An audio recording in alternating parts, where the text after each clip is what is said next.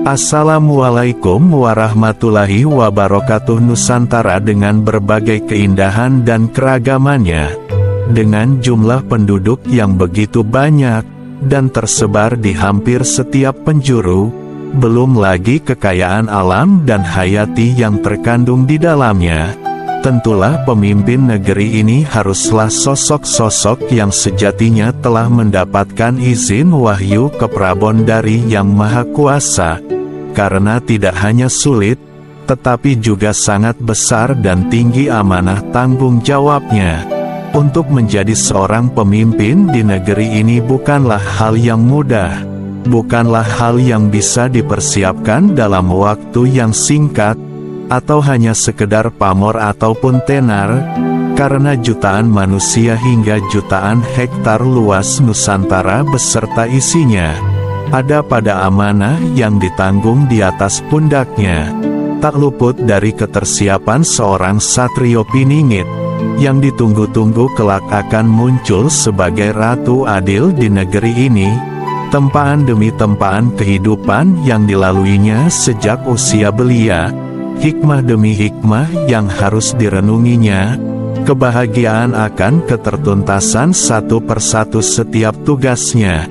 Ia menebarkan kasih dan sayang kepada siapapun, ataupun menahan amarahnya karena beliau tidak boleh serta-merta mengadili ketika menghadapi ketidakseimbangan. Semua adalah bagian dari proses kedewasaannya untuk kelak akan memimpin negeri besar ini. Tiga hal utama yang menjadi awal pembelajaran kehidupannya yang merupakan sarana untuk mendapatkan ilmu dan kemampuannya, yaitu: pertama adalah terus mengasah kepeduliannya terhadap sesama. Mengenali kehidupan adalah kekuatan. Bagaimana mengelola perasaan simpati dan empati dengan bijaksana dan cepat tanggap. Tak perlu sungkan menerima rasa bahagia ataupun terjatuh akan kesedihan yang dirasakan oleh umat lainnya. Menekan hilang ego akan perasaan iri dengki terhadap pencapaian yang belum didapatkannya dibandingkan orang lainnya. Belajar bahwa manusia haruslah mampu memanusiakan manusia bila ingin menjadi manusia sejati. Kedua adalah dahaga akan berbagai bidang keilmuan sebagai bekal arah tujuan kehidupan yang tidak hanya untuk menolong dirinya sendiri tetapi juga umat lainnya. Senantiasa mengisi memperbesar kecerdasannya untuk siap memahami berbagai bidang implementasi kehidupan, karena beliau sadar bahwa ilmu yang baik dan benar akan senantiasa terbawa hingga kapanpun juga. Maka beliau tak pernah merasa lelah dengan belajar dan terus belajar, dengan terus mengurangi isi gelasnya, agar mampu menampung ilmu baru dengan rendah hati. Ketiga, adalah terus berusaha bermanja-manja mendekat dengan Tuhan Sang Maha Penciptanya, mengenal syariat kehidupan yang disertai marifat secara vertikal dan horizontal, memiliki rasa eling akan ketakutannya, agar tidak memicu kemarahan ilahinya, untuk kembali mengerti kesejatian akan makna tujuan dari perjalanan nafas yang sesungguhnya, karena kematian yang sesungguhnya adalah awal dari kehidupan yang sesungguhnya. Ketiga hal tersebut membutuhkan waktu yang sangat lama untuk membentuk karakter seorang satria sejati, yang kelak akan menjadi pemimpin yang dicintai sekaligus disegani oleh pihak manapun, karena ketiganya membutuhkan nur yang menerangi setiap aspek perjalanan kehidupan. Ketiga hal tersebut terus dilakukan, maka secara tak sadar akanlah terus berdatangan ilmu dan kemampuan baru yang menyertainya. Termasuk di dalamnya adalah karomah yang Allah hadiahkan kepadanya untuk menolong umat sesamanya dalam tugasnya, yang senantiasa adalah bagian dari syiar perubahan peradaban yang lebih sembodo atau cukup kuat dan sepadan, juga fatonah dan amanah. Negeri ini memerlukan perubahan. Mari kita isi bersama untuk melakukan perubahan ke arah yang lebih baik dan benar, sehingga tercipta Sembodo, Kuat, Gagah, Pintar, dan yang lainnya. Semoga Anda semua kelak akan menjadi satria-satria pilihan Tuhan, untuk bersama-sama menegakkan kebenaran dan kebaikan bagi siapapun, didasari dengan ilmu dan kemampuan yang diberkahi oleh Tuhan Yang Maha Mulia, demi kehidupan yang lebih baik di negeri ini, Nusantara dengan berbagai keindahan dan keragamannya, dengan jumlah penduduk yang begitu banyak, dan tersebar di hampir setiap penjuru, belum lagi kekayaan alam dan hayati yang terkandung di dalamnya. Tentulah pemimpin negeri ini haruslah sosok-sosok yang sejatinya telah mendapatkan izin wahyu keprabon dari Yang Maha Kuasa, karena tidak hanya sulit, tetapi juga sangat besar dan tinggi amanah tanggung jawabnya.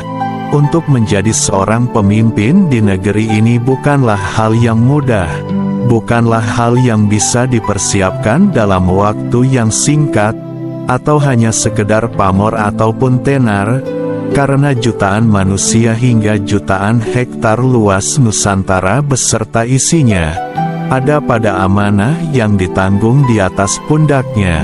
Tak luput dari ketersiapan seorang satrio piningit, yang ditunggu-tunggu kelak akan muncul sebagai ratu adil di negeri ini, tempaan demi tempaan kehidupan yang dilaluinya sejak usia belia, hikmah demi hikmah yang harus direnunginya, kebahagiaan akan ketertuntasan satu persatu setiap tugasnya. Ia menebarkan kasih dan sayang kepada siapapun, ataupun menahan amarahnya karena beliau tidak boleh serta-merta mengadili ketika menghadapi ketidakseimbangan.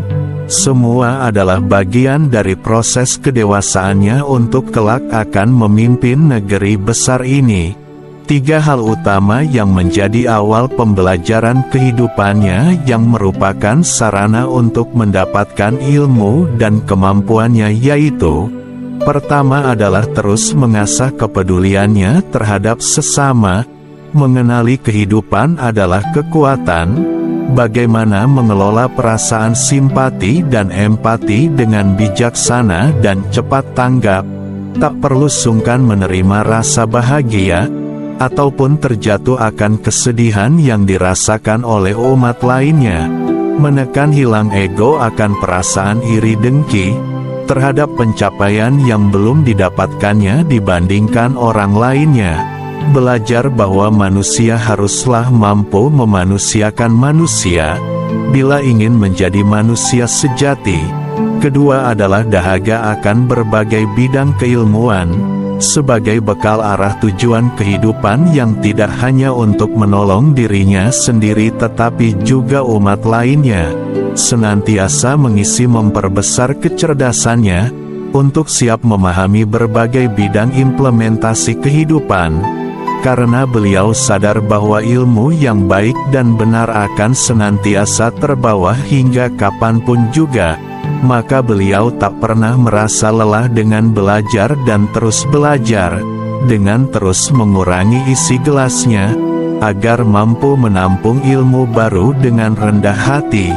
Ketiga, adalah terus berusaha bermanja-manja mendekat dengan Tuhan Sang Maha Penciptanya, mengenal syariat kehidupan yang disertai marifat secara vertikal dan horizontal, memiliki rasa eling akan ketakutannya, agar tidak memicu kemarahan ilahinya, untuk kembali mengerti kesejatian akan makna tujuan dari perjalanan nafas yang sesungguhnya, karena kematian yang sesungguhnya adalah awal dari kehidupan yang sesungguhnya.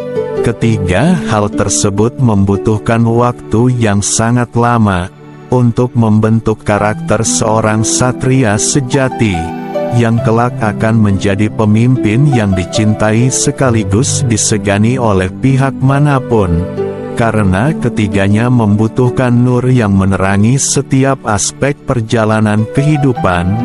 Ketiga hal tersebut terus dilakukan, maka secara tak sadar akanlah terus berdatangan ilmu dan kemampuan baru yang menyertainya.